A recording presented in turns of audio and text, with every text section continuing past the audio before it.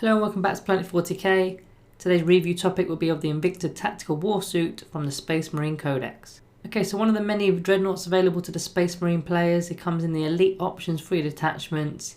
It can be taken in any chapter, and of course it carries the vehicle keyword. Just to know here that it doesn't actually carry the dreadnought keyword, it's just a warsuit. There's also no core keyword like the actual dreadnoughts do either. So this thing will cost you 8 power level or 160 points for most of you that play points. As for the stat line, it does have a degrading stat line. While it has 7 wounds or more, it has its best stat line, which is movement 10 inch, weapon skill 3+, ballistic skill 3+, strength 7, toughness 6, wounds 13, attacks 4, leadership 8 and a 3+ save. So quicker than the standard dreadnoughts, however only toughness 6, while the others are toughness 7 or even toughness 8, so bear that in mind. When it does drop below 6 wounds, the movement drops down to an 8 inch, which is still pretty quick. The weapon skill and ballistic skill also drop and both go to a 4+. Then once below 3 wounds, your movement goes to a 6 inch and the weapon skill and ballistic skill are now at 5+. So the movement side of it isn't the worst at 6 inch.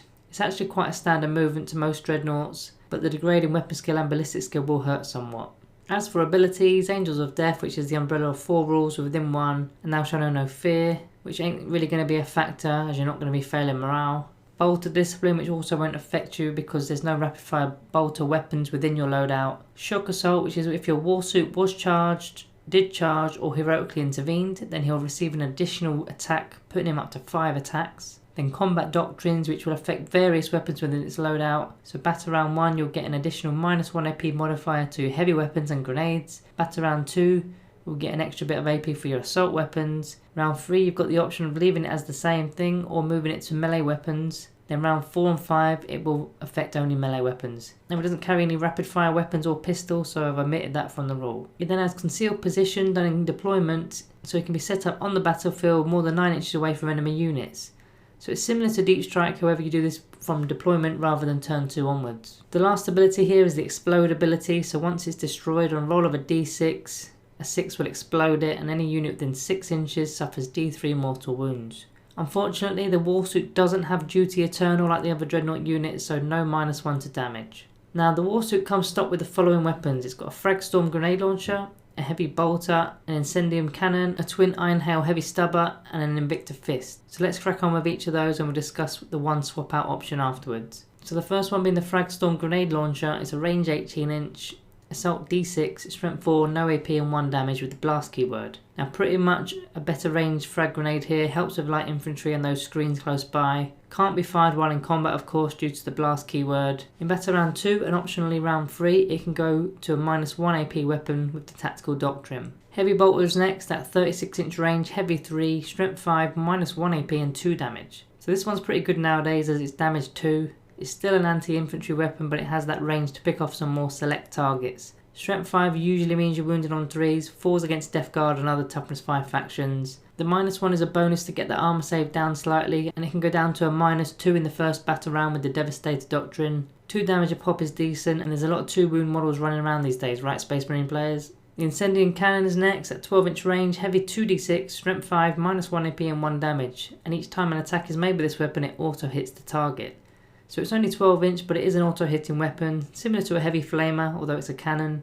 2d6 is a tad unreliable, but on average you can get around 7 hits from it, so not too shabby. Again, wounding most standard infantry on 3s or on 4s against those Death Guard and toughness 5 armies. -1 AP for a little perk too. This time it's a single damage though, so it's not as good as removing models as the previous weapon, but it is more DECA. And it does slightly improve in the first battle round again with the Devastator Doctrine, taking it to a -2 AP. Next weapon in the list is the Twin Iron Hail Heavy Stubber, which is another 36 inch range weapon. It's heavy 8, strength 4, -1 AP and 1 damage. So just more DACA here at a good range, so you can get to select your targets again. This time only strength 4, but there's 8 shots here, so it will net on average 5.3 hits, and wounding toughness 4s on 4s, giving an average wound total of around 2.7. Now it most likely won't kill off a Primaris Marine, but it will take a wound off perhaps. It's better saved on the more weaker units such as Orcs, Termagants, Guardsmen. Again, this weapon will improve in battle round 1, only if it's the Devastator Doctrine.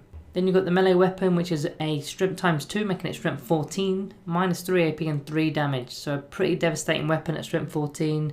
-3 is all you really need, and it does become a -4 from the 3rd battle round onwards if you select it in the 3rd round, because you're going to the Assault Doctrine. So that will avoid any 6+ armor saves, unless they're on invuns of course, and the damage being 3 damage a pop is pretty strong. Now with Shock Assault you'll be getting 5 attacks with your Warsuit, hitting on 3s, net around 3.3 hits on average, wounding toughness 7 or less on 2s, which is amazing, as that includes a lot of vehicles, so that'll score around 2.8 wounds, which hopefully goes through armour and puts on average 7 wounds. If you do target toughness 8 and onwards, then you're wounded on 3s instead of 2s, and this becomes 2.2 wounds on average, with the average damage being 5.6.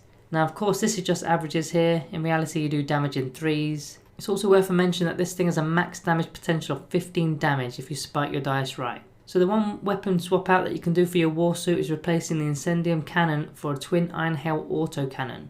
So this is a 48-inch range, heavy 6, strength 7, -1 AP and 2 damage. So this has the range to select your own targets again. Strength 7 can hurt vehicles, and that 2 damage a pop, each wound is pretty decent. With the 6 shots on average you're going to hit 4 of them, and against anti-infantry wounded on 3s you're going to net about 2.7 wounds on average. Against those toughness 7 vehicles and monsters alike you're going to need 4s, so on average around 2 wounds will be rolled. So both this and the cannon are only -1 AP. They're both decent options. I mean I'll discuss in the conclusion of the video how best to use them both, but before we do conclude let's look at some Codex Synergy.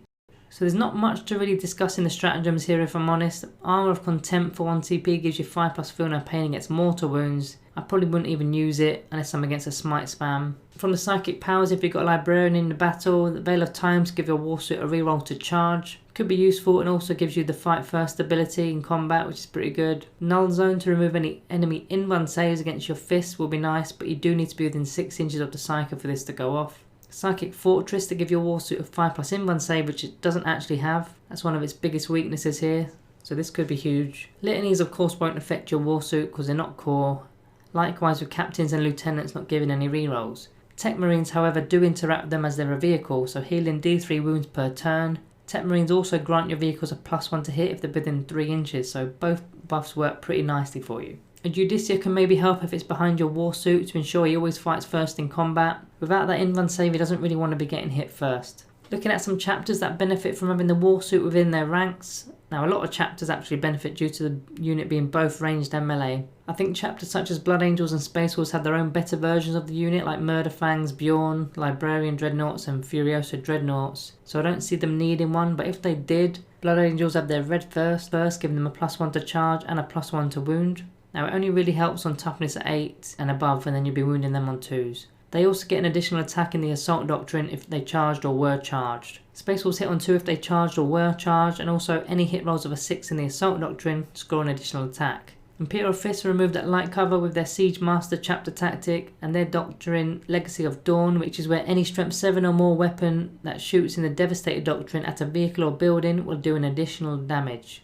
So this works well with your auto cannon, making it a damage 3. Crimson Fists have the No Matter the Odd Chapter tactic to add 1 to the hits from range attacks against units with 5 or more models than yours. Not bad when you're going with Daka Daka. Their doctrine is the same as the Imperial Fist, the Legacy of Dawn. I've already mentioned that one. The Ultramarine Chapter tactic isn't that useful for your Warsuit, but they do have a stratagem that will massively aid it. It's probably the best rule that you can give him here. It's called Rapid Deployment. So for 2 CP, let's say you use concealed positions and plant your model more than 9 inches away from enemy units in deployment. You roll off to see who takes first turn, and unfortunately you lose the roll off. Now before battle round 1 begins, you can pop the stratagem and redeploy 3 units. So this will pull him back out of harm's way, as he won't be getting destroyed in turn 1.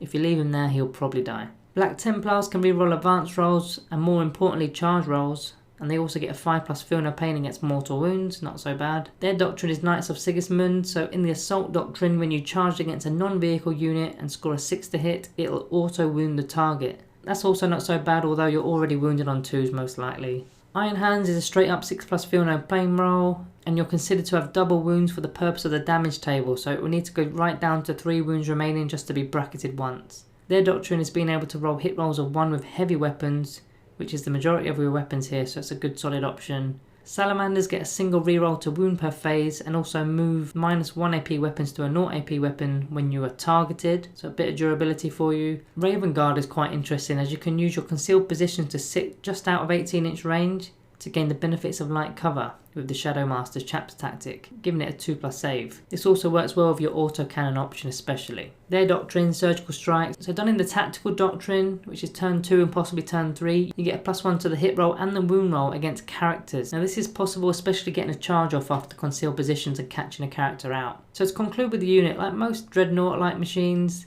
they punch hard in combat.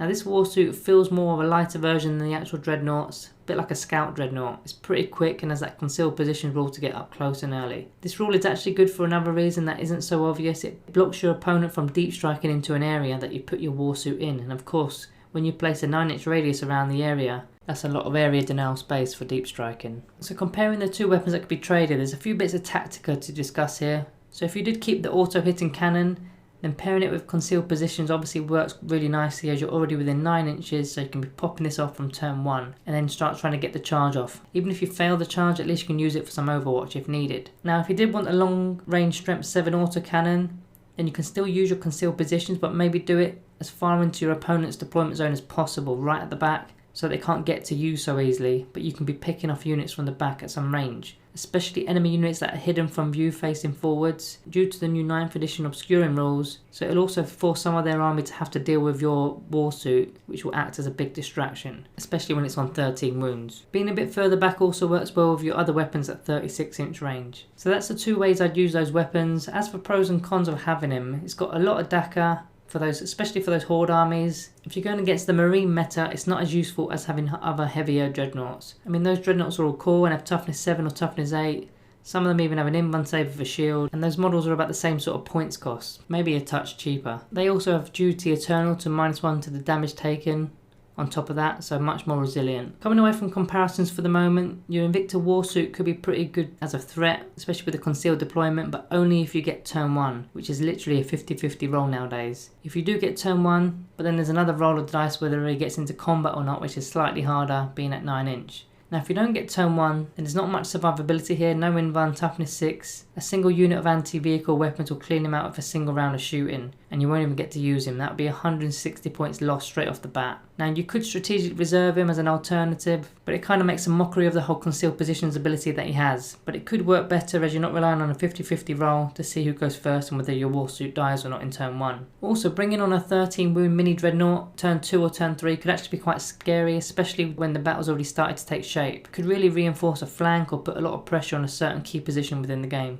That's probably how I'd use him actually. As for the rating, I don't believe it's below par, but it's not that great either if I'm honest. So I'm going to be giving the Invictus Warsuit a Planet 40k rating of 3 out of 5.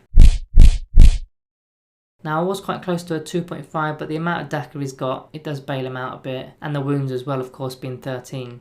I just don't like having no invuln save and heavily relying on getting turn 1 to make or break something that costs 160 points. Now he could sit back with the rest of your army, but you're paying the tax for his abilities and the strength 14 fists. So if you wanted to stay back, bit of DACA, then there's plenty of other options within the Codex. I also just think that all the main dreadnoughts outclass him with resiliency, better weapons, better abilities, being core. The only thing it has over them is the 13 wounds. The Ironclad Dreadnought is toughness 8, rerolls 1s in combat, is core and has duty eternal. And there's no damage table either. Then the Redempted Dreadnought is toughness 7 with 13 wounds, loads of weapon options, it's got the core keyword and duty eternal. This Dreadnought in particular is the one that outshines this one. Anyway, that's what I think. Let me know what you think in the comments below. Hit that like button on your way out. Thank you all for watching, and I'll see you in the next one.